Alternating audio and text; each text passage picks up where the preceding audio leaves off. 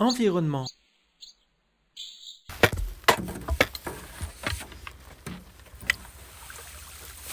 Génial, je vais m'économiser du temps. 30% c'est super, ouais. Après...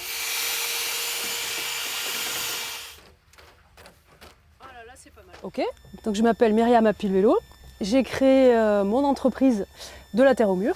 Donc c'est une auto-entreprise, c'est une petite entreprise que j'ai voulu petite par choix, hein. Effectivement, je travaille sur deux matériaux, la terre et la paille principalement.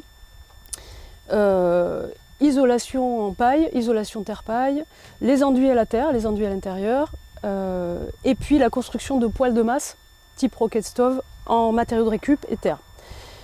Donc pour mettre en œuvre toutes ces techniques, je propose deux services en fait, on va dire, soit l'accompagnement d'autoconstructeurs, donc tu veux construire ta maison ou en tout cas isoler ta maison, ça peut être en rénovation, ça peut être en construction neuve, peu importe. Et après j'ai une partie formation où là c'est des formations vraiment bien théoriques, plus pratiques pour bien comprendre la thermique du bâtiment, la conception bioclimatique, construire sur les mêmes techniques mais avec plus de théorie, quoi.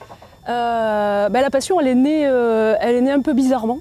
Dans ma vie d'avant, j'avais une boîte de formation en fait, en informatique, mais beaucoup d'investissements. Et puis un matin, j'ai pas pu y aller, quoi. Et donc du coup, je me suis retrouvée à ne plus pouvoir du tout travailler, ni faire grand chose d'ailleurs. Donc le fameux burn-out. Et là, ça a été un peu compliqué, mais ça a été super, parce qu'en fait, d'abord j'ai redécouvert la vie. Et ensuite, je me suis dit, il faut que tu sois plus dans l'autonomie, parce que là, sans argent, comment je fais, quoi? Donc j'ai commencé à m'intéresser à plein de choses. Et j'ai découvert la permaculture sur Internet, en fait. Et là, je me suis dit, tiens, super, ça a l'air vraiment intéressant. Et je me suis inscrite à une formation avec Permaculture Design. J'ai découvert la terre, et là, ça a été pour moi, en tout cas, la grosse révélation. Donc j'ai dit, c'est ça que je veux faire, je veux construire en terre. Je ne savais même pas qu'on pouvait construire en terre, en paille, enfin c'était un autre monde. Donc ça a été génial, j'ai suivi une année au CFA BTP de Perpignan. Et là, ça a fait que conforter vraiment mon intérêt pour toutes ces techniques. Donc c'est une auto-entreprise, j'en vis bien. Moi, ce que j'avais imaginé, mon design de vie que j'avais fait, c'est exactement, je suis dans les clous. Au début, ça n'a pas été évidemment tout de suite, hein, mais c'est vrai qu'avec les réseaux d'éco-construction, de permaculture du département, qui m'ont beaucoup aidé, Ramène ta graine, enfin tout un tas de réseaux, André Trive à Aisne qui m'a donné ma chance, etc. Après, ça a fait boule de neige très vite.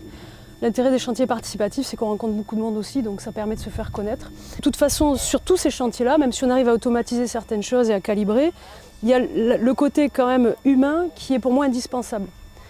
Parce qu'aussi, ça permet de faire autre chose que de bêtement construire un bâtiment. Sur ces chantiers-là, c'est vraiment la coopération entre les différentes générations qui est hyper importante. Parce qu'on a des jeunes qui arrivent qui ne savent pas trop faire en fait, qui n'ont jamais touché un outil, par contre qui ont des idées complètement hallucinantes que nous on n'aurait jamais eues. Et puis il y a ceux qui savent faire et qui vont leur transmettre ces savoir-faire-là. Donc là c'est vraiment génial. Là c'est réussi pour moi, voilà.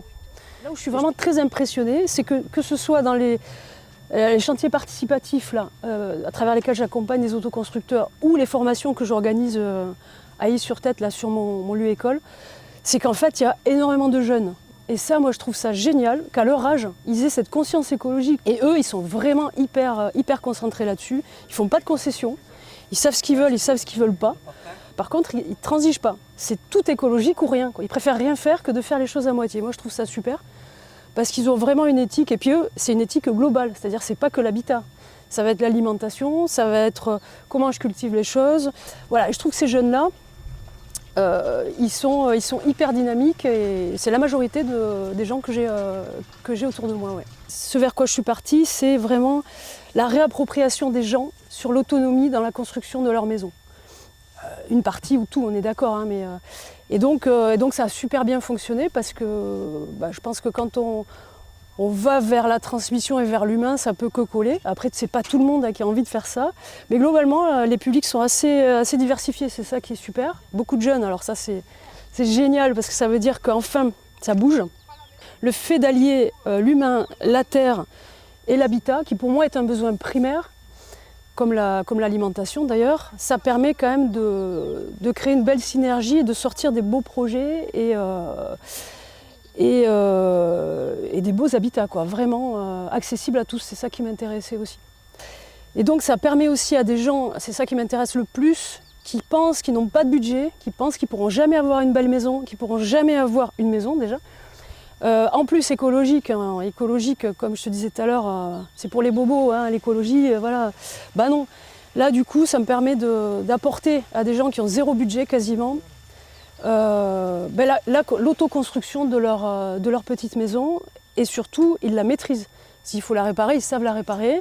S'il faut le reproduire quelque part et apprendre à d'autres à faire, ils savent faire. Et donc j'espère comme ça faire boule de neige pour que petit à petit, ceux qui ont envie en tout cas, ils puissent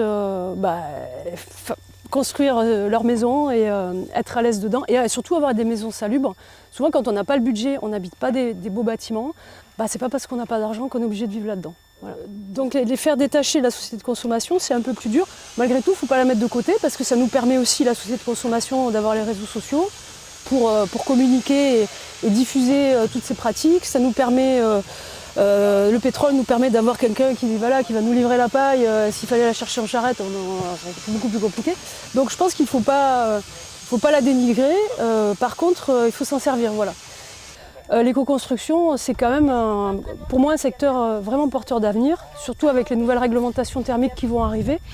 On va être obligé de prendre en compte les énergies grises du bâtiment, on va être obligé de passer sur des matériaux plus vertueux. Si on ne peut pas proposer des alternatives vraiment vertes, c'est dommage, quoi. Je pense que c'est pas temporaire, je pense que ça va rester une niche quand même. Il ne faut pas se mentir, c'est une niche, hein. Tout le monde n'a pas le temps aussi de faire, en tout cas à ma manière. Maintenant, par exemple, on est en train de monter un collectif là, avec des collègues. Il y a une société qui fait de l'ossature bois, il y a un bûcheron. Donc on essaye de se fédérer pour essayer d'organiser une filière un peu de construction naturelle. Et je pense que là, ça peut se développer si on se met à plusieurs, qu'on peut accompagner globalement quelqu'un qui a un projet global. Et si on essaye d'automatiser quand même, mine de rien, certaines pratiques.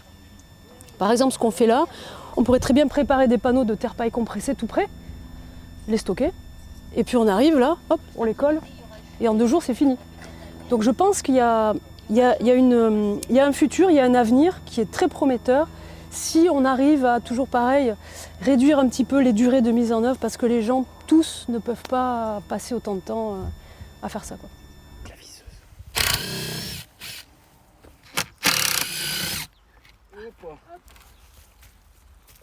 Et voilà. Et un mur de plus, une partie de plus. Parfait.